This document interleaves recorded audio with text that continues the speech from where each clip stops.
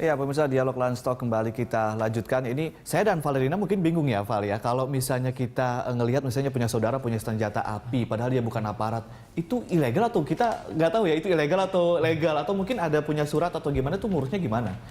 Ya, kalau dulu memang di bawah naungan Perbakin itu ada kelompok-kelompok kegiatan olahraga menembak. Kita keluarkan surat izinnya, tapi mengingat sering berkembangnya kasus penyalahgunaan senjata api ini yang kita tidak ketahui dari mana sumbernya, siapa pelakunya, akhirnya Polri tidak lagi memperpanjang izin ya penggunaan senjata api ini termasuk kepada Perbakin.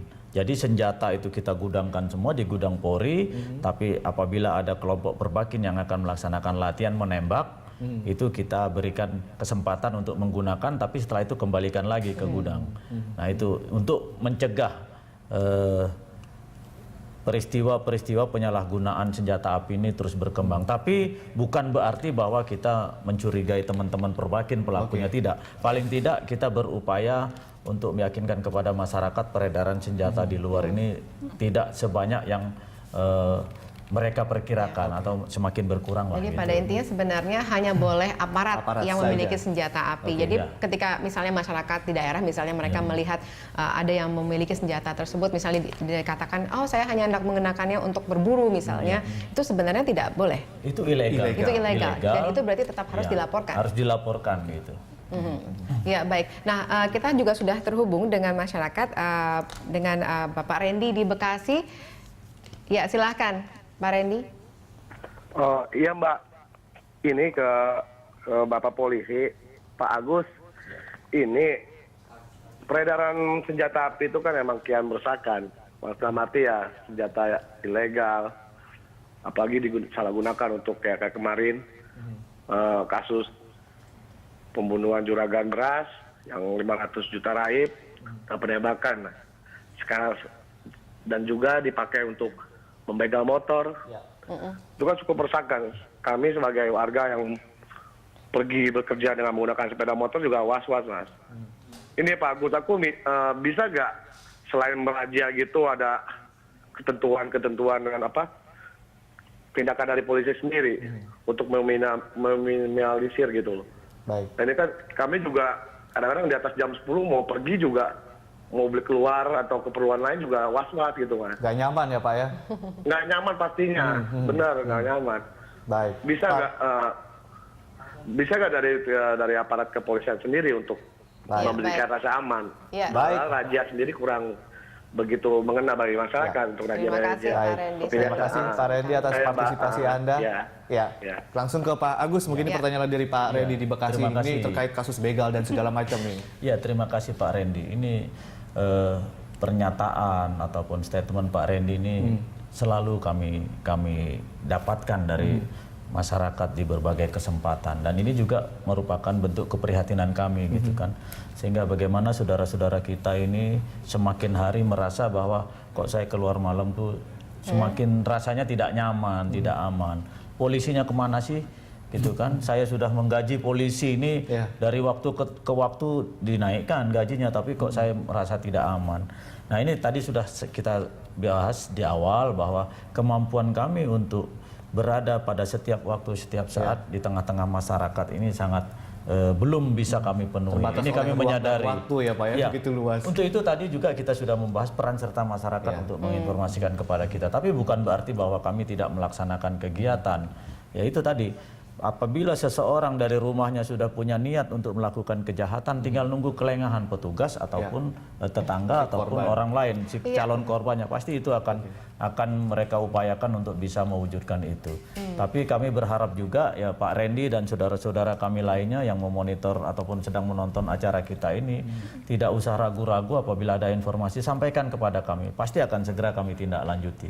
Tapi mungkin Mbak Anggi tadi kan juga sudah mengatakan bahwa sebenarnya ada demand-nya dari para dalam tanda kutip orang-orang yang melakukan tindakan kriminal untuk memesan kepada pabrik-pabrik tadi. Sebenarnya bisa tidak mungkin Mbak Anggi ini kan tadi Pak Agus mengatakan ada keterbatasan aparat, personil, sehingga mereka tidak bisa untuk mengetahui di mana lokasinya secara pasti, kemudian mencegah sebelum dibuatnya oleh pabrik-pabrik tersebut. Apakah ada cara lain untuk bisa mungkin meminimalisir keberadaan pabrik-pabrik tersebut? Iya, mencegah itu kan ada beberapa cara ya, ada beberapa metode. Tapi sebelum ke situ saya ingin bilang bahwa betul, memang ini sangat meresahkan apabila kemudian senjata api ini digunakan sebagai salah satu alat tadi untuk beberapa jenis kriminal tertentu.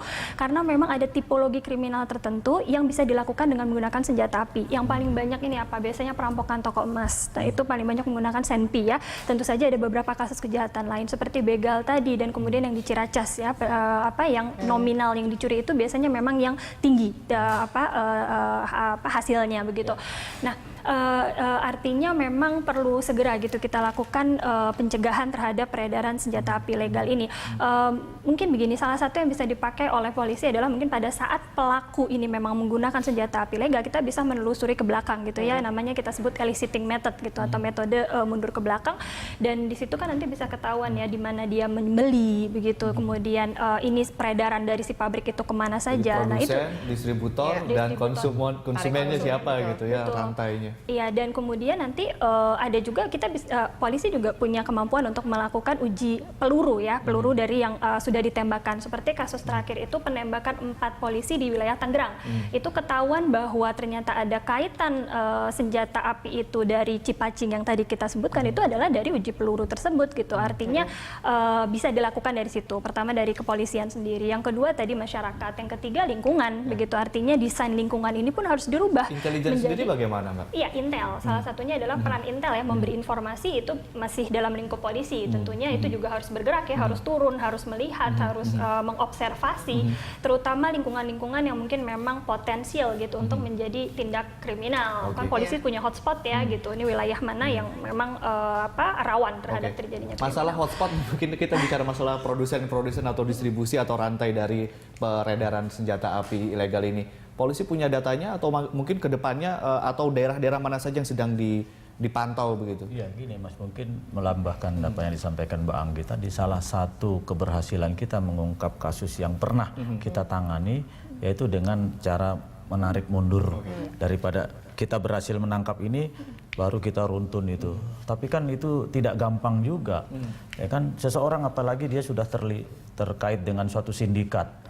Ya kan, pasti mereka akan berupaya memikirkan, mungkin kalau sudah punya keluarga, lebih baik saya aja pasang badan daripada keluarga saya ikut-ikut. Karena kalau sindikat ini sistem pengamanannya sangat-sangat kuat gitu kan, sehingga belum tentu kita menangkap ini bisa dia akan terbuka, saya beli dari sini, beli kepada ini, sekian belum tentu.